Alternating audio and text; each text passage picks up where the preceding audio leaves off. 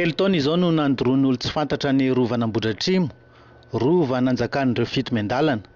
Hatramin'izao mbola tsy nisy ny fanamboarana ireo sisan'ny afo eny an-toerana noho ny antony maro samihafa, raha ny nambaran'ny mpiandry rova.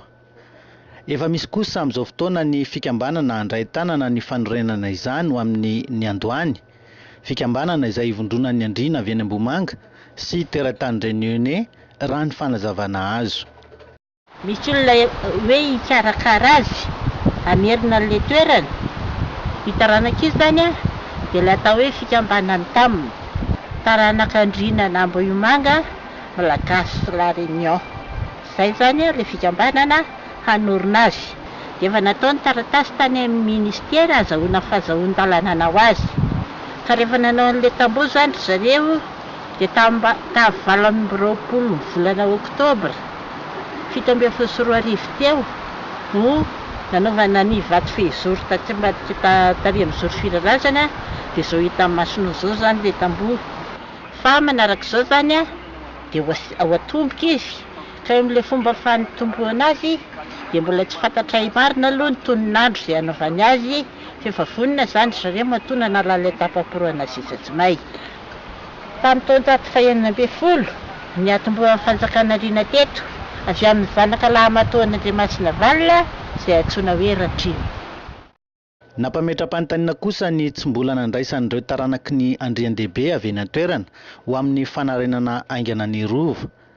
Nandraisana ohatra amin'ny fandraisana andraikitry ny taranaky ny mpanjakan'ny rovana Andriatompokindrindra izay efa voaverina amin'ny toerana ankehitriny. Isan'ny manana fikambanana Andriana matanjaka eto Merina nefa ny taranaka Andriamasina Valina nanjaka teny Ambohidratrimo.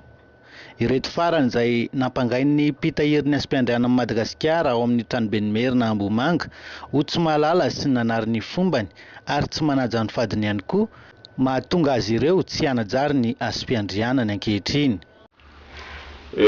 Maro re ny vohitra masina nandramana ny dorana, ary misy ara tena dorana tanteraka teto Madagasikara, ary misy ihany koa norobaina sy novetavetaina sy notanafady. Fa ireny vohitra masina rehetra reny anie misy taranaka tompony avokoa reny.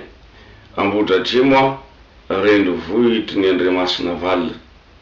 Fa ny mampalahelo, tena mampalahelo ange dia zao ny taranaka Andriamasina Valina ange efa mampolo taona ne, sady mirehare mihitsy ny amin'ny fikambanana lehibe izay naoriny, ary nandritra ny fotoana namay ny oreny vohitry ny Andriamasina Valina io, ngamo ny fikambanan'ny taranaka Andriamasina Valina mbola nandray anjara tamin'ny fanarenana an'io hatramin'izay ka hatramin'izao.